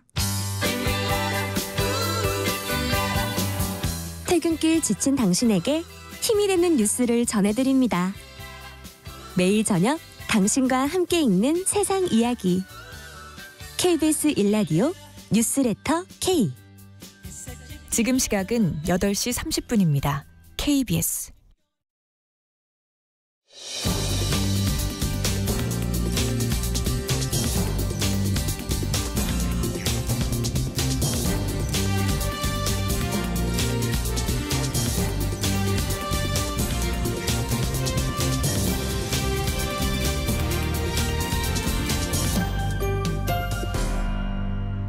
전종철의 전격 시사.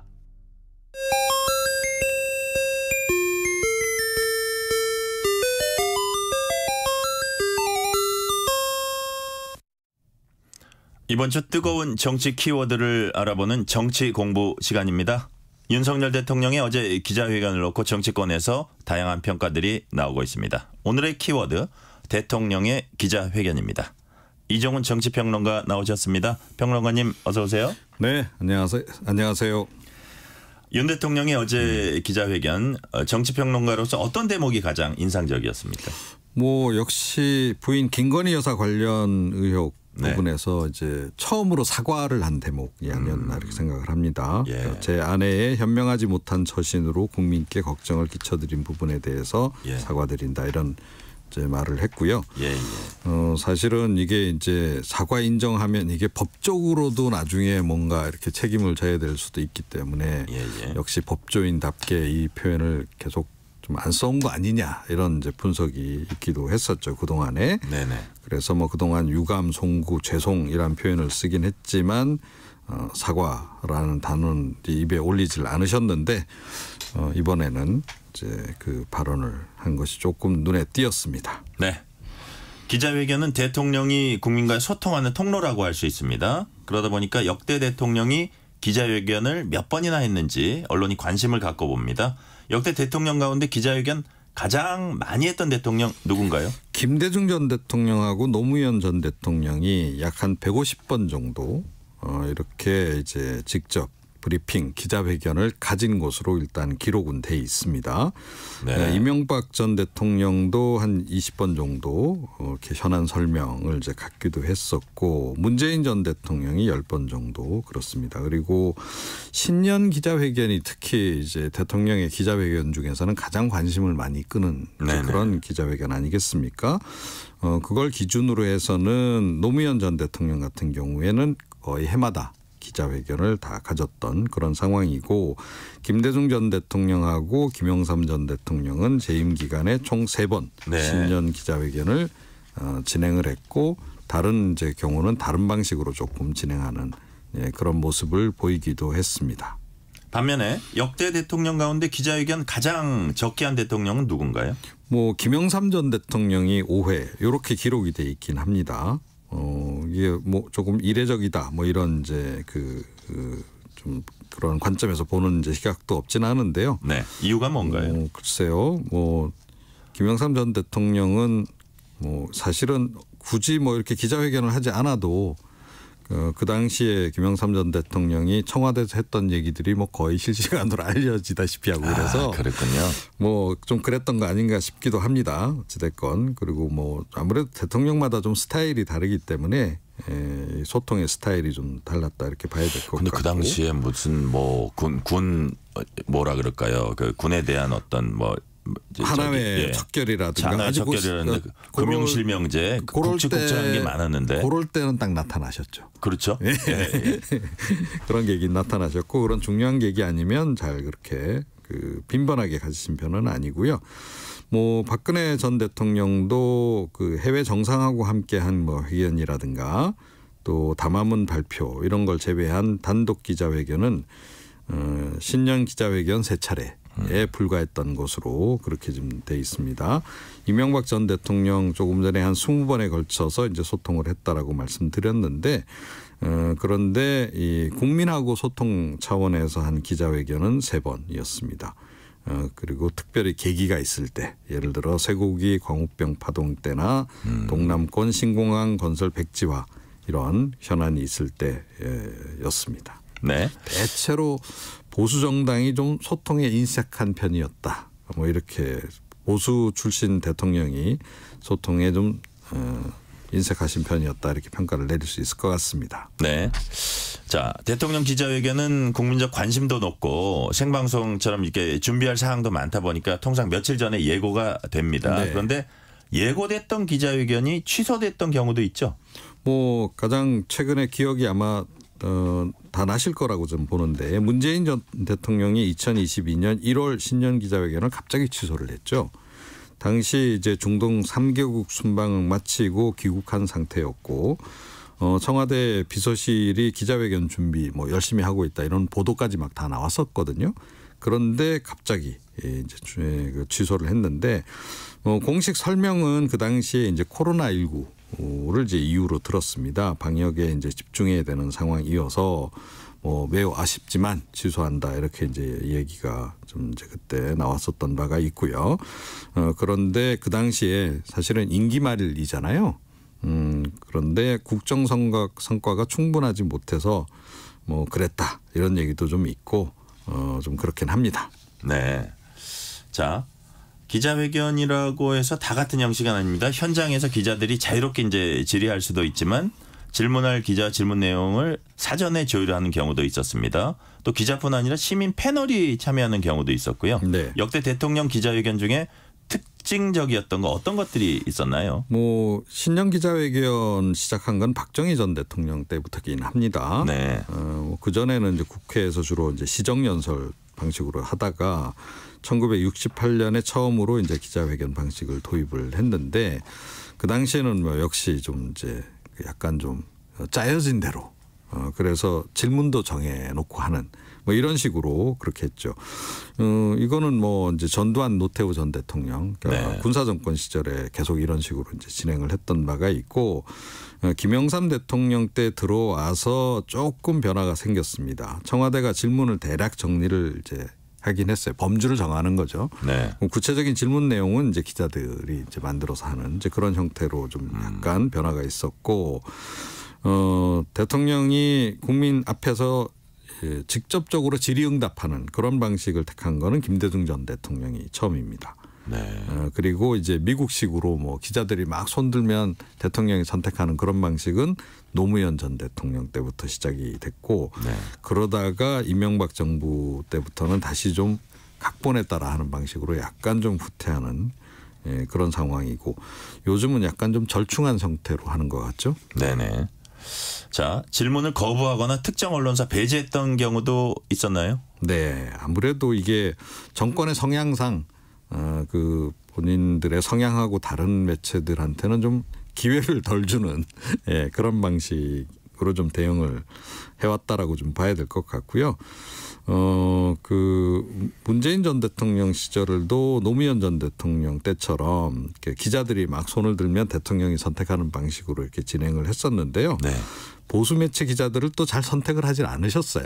그 바람에 그 당시에 좀 의도적으로 배제한 거 아니냐 이런 이제 지적이 나왔던 바가 있고 주로 대변인이 사회를 잘 보는데 그죠? 예. 이렇게 찝어줄 거예요. 대변인이. 대변인이 이제 이렇게 정하는 경우도 이제 있죠. 윤석열 대통령 경우에는 이번 이제 취임 2주년 기자회견 때 기자들이 손을 들면 대변인이 이제 선택하는 김수경 대변인 그런 방식으로 이제 진행을 이제 하지 않았습니까? 그런데 뭐 MBC하고 조금 그동안 불편한 사이였는지 MBC 기자에게는 이제 기회를 주지 않아서 어제 보니까 실시간 생방송 이렇게 생중계하는데 밑에 막 댓글이 막 달리더라고요. 왜 MBC 기자에게는 기회를 주지 않느냐. 이제 그런 것도 있었고 또 조금 뭐 비판적 보도를 많이 내는 JTBC 기자에게도 일부러 기회를 안 줬다. 뭐 이런 논란도 조금 불거지고 있고 그런 상황이긴 합니다. 네, 사전 조율 없이 현장에서 질의응답하면 대통령이 생생한 답변 들을 수 있는데요. 때로는 예상치 못했던 돌발 상황이 발생하기도 합니다. 보시기에 대통령 기자회견 가운데 가장 기억에 남는 돌발 상황 어떤 게 있었나요? 역시 2016년 11월 달 박근혜 전 대통령이 이제 세 번째 대국민 사과문 발표하고 그때 이제 탄핵 국면으로 들어가고 이제 그때 아니겠습니까? 네네. 그런데 그 회견장을 이렇게 떠나는데 기자들이 이제 떠나는 대통령을 향해서 질문을 던지는 그 광경 아마 기억하시는 분들도 있을 겁니다. 이제 그게 좀 상당히 좀 특별한 광경이었기 때문에 이제 기자가 좀 나고요. 좀 기억이 좀 나고요. 2019년에 문재인 전 대통령이 신년 기자회견할 때 경기방송 한 기자가 이른바 근자감 질문을 했었죠.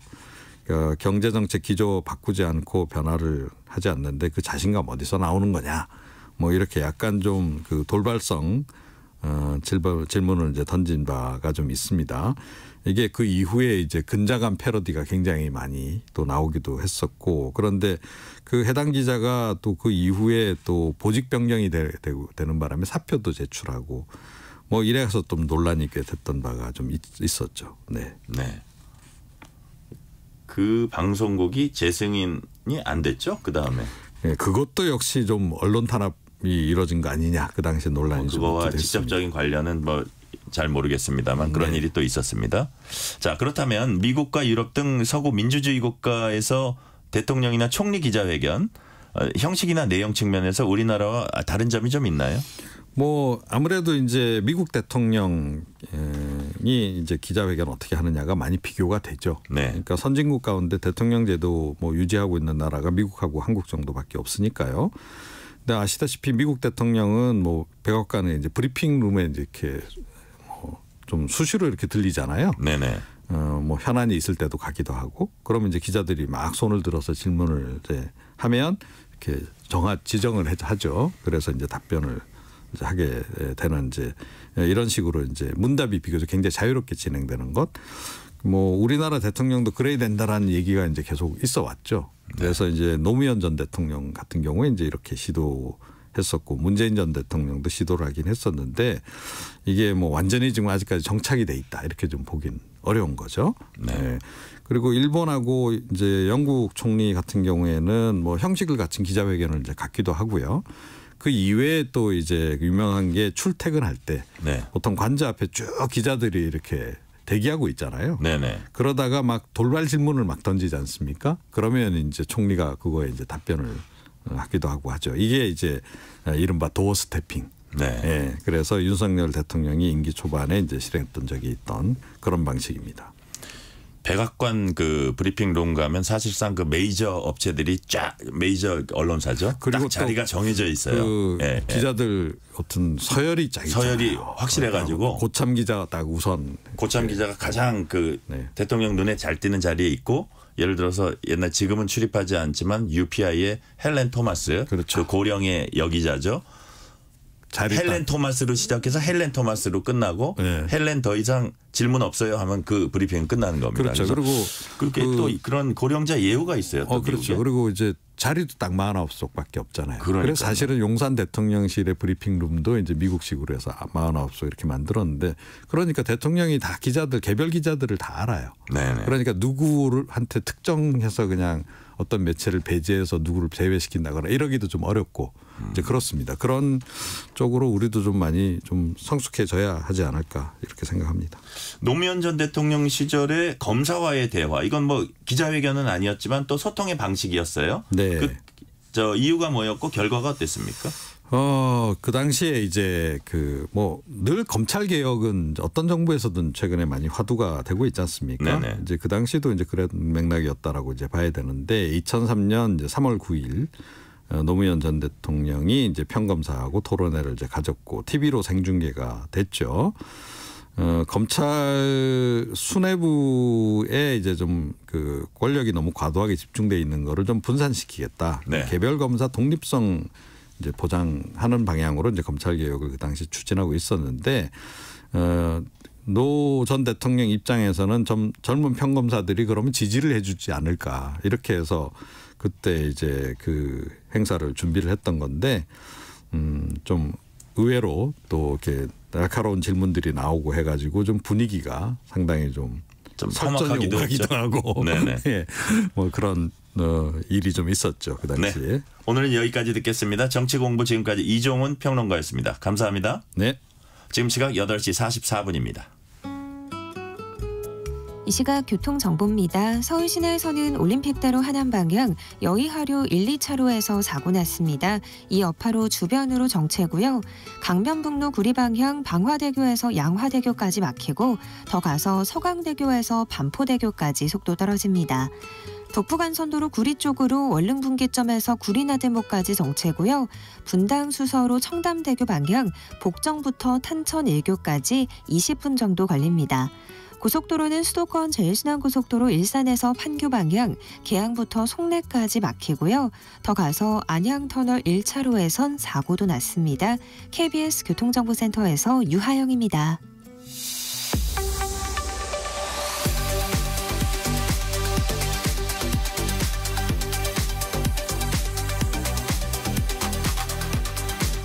한 주간에 있었던 뉴스 중 KBS 기자의 시선으로 고른 뉴스들 금요일 코너 한 주간의 랭킹 뉴스에서 함께 살펴보겠습니다.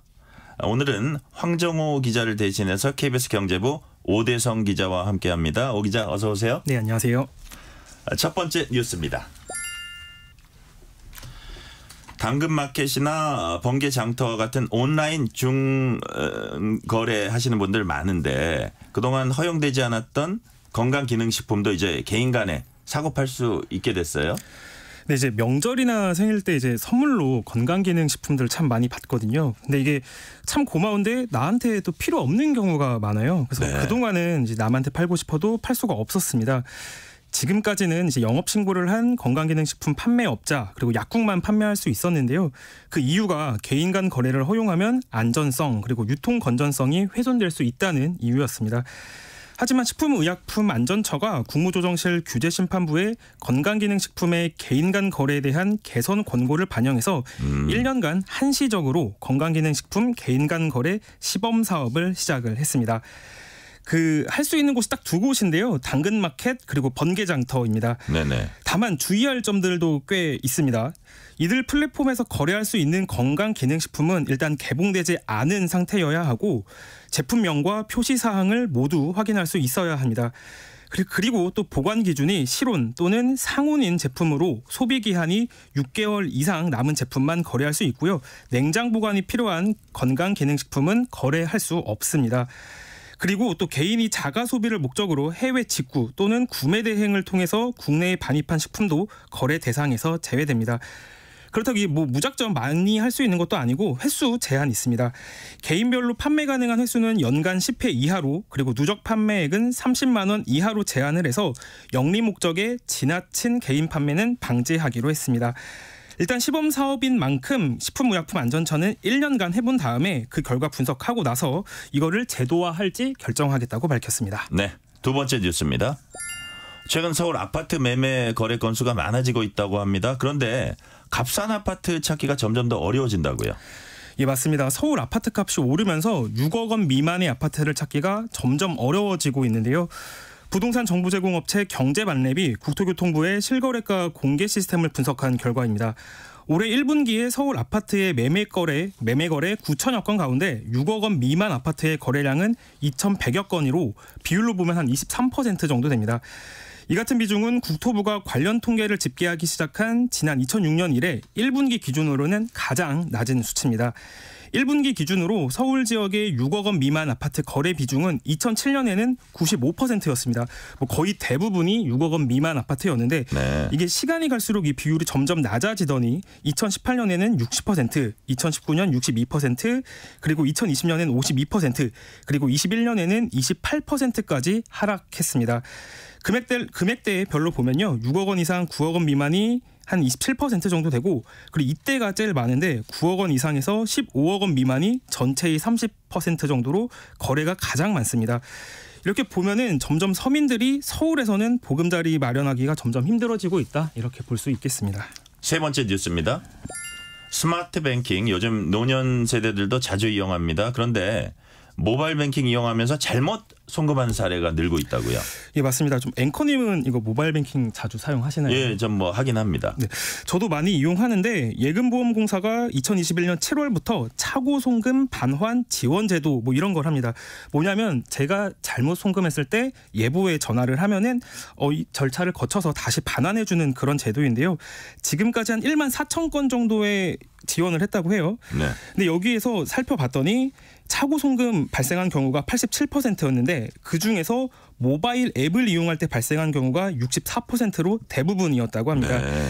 그 유형을 좀 보면은 계좌번호를 잘못 입력한 경우가 가장 많았는데 가령 계좌번호의 숫자에 9를 눌러야 되는데 뭐 그 위에는 6을 누른다던가. 그럴 수 있죠. 그렇죠. 예, 예. 그런 경우가 제일 많았고 최근 이체 목록에서 이체 대상을 잘못 선택하는 경우가 28%로 다음이었고 또 송금액을 잘못 입력하는 경우도 있었다고 합니다. 가령 뭐 5만 원을 보내야 되는데 또 실수로 0을 잘못 눌러서 0을 하나 더 눌러서 50만 원 보내는 뭐 이런 경우겠죠. 이에 따라서 금융위원회는 예금보험공사와 함께 차고소금 발생 상위 10개 금융회사의 모바일 뱅킹 그리고 또 간편송금 애플리케이션 개선하겠다고 밝혔습니다. 네네. 이에 따라서 금융회사들은 모바일 앱을 보완, 개선하는 계획을 제출을 했는데 가령 뭐 이체 정보를 입력할 때 실수를 줄이기 위해서 자주 쓰는 계좌나 자주 쓰는 금액을 버튼으로 선택할 수 있게끔 한다거나 이체 직전에 계좌 정보를 다시 한번 확인하는 뭐 별도의 창을 띄우는 그런 방식입니다. 어쨌든 내 소중한 돈인데 이게 잘못 송금되는 일이 없도록 애플리케이션도 좀 개선을 하고 또 금융 소비자 스스로도 주의할 필요가 있어 보입니다. 그러네요. 네 번째 뉴스입니다. 운전하는 분들 알고 있으면 좋은 내용입니다. 경부고속도로 버스 전용차로 구간이 연장된다고요? 네, 다음 달 6월 1일부터입니다. 경부고속도로의 버스 전용차로 평일 구간이 안성나들목까지 연장되고 또 주말에 영동고속도로 버스 전용차로는 폐지됩니다. 현재 경부선 버스 전용차로는 평일에 양재나들목에서 오산나들목까지 39km 그리고 토요일과 공휴일에는 양재나들목에서 신탄진나들목까지 134km 구간에서 버스 전용차로가 운행이 되는데 평일에 한해서 현재는 오산나들목까지인 게 안성나들목까지로 연장됩니다. 한 19km 정도 더 연장이 되는 건데요. 최근에 이제 경기 남부권 그리고 세종, 충청권까지 서울에서 수도권에서 출퇴근할 때 버스를 이용하는 사람들이 참 많거든요. 이런 조치를 반영한 결과고요. 반면에 영동선은 현재 토요일과 공휴일 신갈분기점에서 호법분기점까지 26km 구간에서 버스 전용차로가 운행되고 있는데 6월부터는 더 이상 운영하지 않습니다. 왜냐하면 일반 차로의 정체를 가중한다는 지적에 따른 건데요. 국토부는 도로공사와 함께 안내 표지를 설치하고 차선도 재도색하는 등 시설물 정비하겠다고 밝혔습니다. 네네. 다섯 번째 뉴스입니다. 제주도로 여행 가는 분들 많으시죠? 그런데 제주 외식업계와 행정당국이 바로 이 음식 때문에 긴장하고 있다고 합니다. 어떤 음식입니까? 네, 보통 국민 음식이라고 부르기도 하고 가장 뭐 좋아하는 외식 품목이라고도 하죠. 뭐 저도 한 일주일에 한두 번씩은 꼭 먹는 것 같은데 바로 삼겹살입니다. 맛있죠. 네, 지난달 한 온라인 커뮤니티에는 제주의 한 음식점에서 비계가 많이 포함된 삼겹살 판매 사실이 알려지면서 누리꾼들의 공분을 샀는데요. 이후 다른 음식점에서도 비계 삼겹살을 판매했다는 고발성 게시글이 잇따르면서 문제가 됐습니다. 사실 이런 비계 삼겹살 문제는 뭐 한두 번이 아니고 또 마트에서도 이런 일이 있었는데 네네. 이에 따라서 제주 서귀포시가 관광지 주변 돼지고기 전문점, 음식점 70여 곳 중 대표적인 업체들 대상으로 현장 전수조사를 진행을 했다고 합니다. 뭐 식당 점주들은 뭐 대부분 성실히 장사하고 있지만 이번 일로 인해서 영업에 타격을 받는 등 피해를 보고 있다. 뭐 이러면서 억울한 신경을 내비치기도 했다고 합니다. 농식품부의 매뉴얼에 따르면요. 일반 삼겹살의 경우 지방층을 1cm 이하로 제거해서 관리하되 상품성에 손상이 없는 수준에서 지방을 제거하게 돼 있습니다. 제주도 관광협의회 외식업 분과도 정부의 권고 준수 등 자체 노력을 기울이기로 했는데 요즘 사실 뭐 일본이 워낙에 엔저 영향이 있다 보니까 또 국내는 고물가고요. 그래서 제주 대신에 뭐 일본으로 떠나는 참 내국인 여행객들 많은데 그렇더라고요. 예, 제주도가 조금 더 관광 친화적인 곳으로 좀 발전했으면 하는 마음이 듭니다. 여섯 번째 뉴스입니다. 국내 거주하는 외국인들이 이제 적지 않은데 외국인들이 서울의 상징으로 꼽은 곳과 서울 시민이 뽑은 상징이 좀 다르다고 하네요. 네, 조금 달랐는데 서울시가 서울에 거주하는 2만 가구를 대상으로 2023 서울 서베이라는 걸 진행했습니다. 네. 먼저 서울 시민들은 랜드마크를 묻는 항목의 응답자의 48%가 한강을 1순위로 꼽았습니다. 복수 응답 가능했는데 2위는 광화문 광장, 그리고 3위는 고궁, 4위는 N서울타워로 조사됐습니다. 2010년 조사에서는 4위였던 한강이 이번 조사에서 1위로 올라왔고 당시에 1위였던 고궁이 2계단 하락해서 좀 10여 년간 시민이 인식하는 이 서울의 랜드마크가 조금 변화가 있었습니다. 반면에 이제 외국인한테 물었을 때는 좀 달랐는데 서울에 91일 이상 체류한 외국인 2,500여 명을 대상으로 한 조사에서는 광화문 광장이 1위였고 이어서 고궁, 동대문 디자인 플라자, 한강 순서로 나타났습니다. 이게 조금 다르지만 어쨌든 좀 비슷비슷합니다. 서울의 매력을 묻는 항목 중에서는 도시 접근성 측면에서는 편리한 교통이 1위를 차지했고 도시 편의성에서는 다양한 쇼핑 그리고 또 먹거리가 상위에 올랐습니다. 또 이게 조금 의미가 있는 것 같아서 좀 설명을 드리고 싶은데 네. 서울 시민들은 여가 생활의 중요성에는 무척 동의를 하면서도 또 실제로는 일하면서 사는 삶에 좀 더 집중되고 있는 뭐 이런 조사도 나타났는데 이게 아무래도 일에 치이면서도 또 여가 그리고 쉼을 꿈꾸는 좀 현대인들의 모습이 드러난 조사인가 싶습니다. 네. 7번째 뉴스입니다. 아파트 주차장 밤늦게 들어가면 주차할 곳 찾기 힘든 아파트 많은데 관련해서 논란이 있었다고 이건 짧게 좀 압축해 주세요. 네. 이 공간은 좁고 차는 많고 그러다 보니까 좀 눈살집 뿌리게 하는 일도 참 자주 발생하는데요. 네. 최근 한 인터넷 커뮤니티에 주민이 찍어 올린 사진이 누리꾼들 공분을 일으켰습니다. 뭐 주차장에 커다란 초록색 텐트 설치하고 주차선을 넘어서 2자리나 차지한 뭐 이런 사진이었는데요. 이게 공동주택에서는 사실 좀 이런 비슷한 논란이 계속 되풀이되고 있습니다. 공용 공간을 목적과 다르게 점유하는 경우에는 철거나 수거를 강제하는 형태로 법적 조치가 가능하다는 법조계 의견이 있고요. 네네. 오늘은 여기까지 듣겠습니다. 한 주간의 랭킹 뉴스 여기까지입니다. 오재성 기자였습니다. 감사합니다. 네. 평일 아침 7시 20분부터 9시까지 여러분은 지금 전종철의 전격 시사와 함께하고 계십니다. 윤석열 대통령이 취임 2주년 기자회견을 했습니다. 미국 대통령도 백악관에서 기자들과 일문일답식 회견을 자주 합니다. 바락 오바마 전 미국 대통령은 대통령 임기를 마치면서 이런 말을 했습니다. 언론은 기자들은 더 거칠게 질문해야 합니다. 라고 말했습니다. 오바마는 자신도 언론 보도 내용에 동의하지 않은 적이 많았고 기자들의 집중적인 추궁에 속이 상한 적도 많았지만 그래도 지나고 보니 언론의 비판이 자신의 대통령직 수행에 많은 도움이 됐다고 털어놓은 바가 있습니다. 5월 10일 전종철의 전격시사 여기서 마칩니다. 저는 월요일에 또 찾아뵙겠습니다. 진행의 전종철 기자입니다. 감사합니다.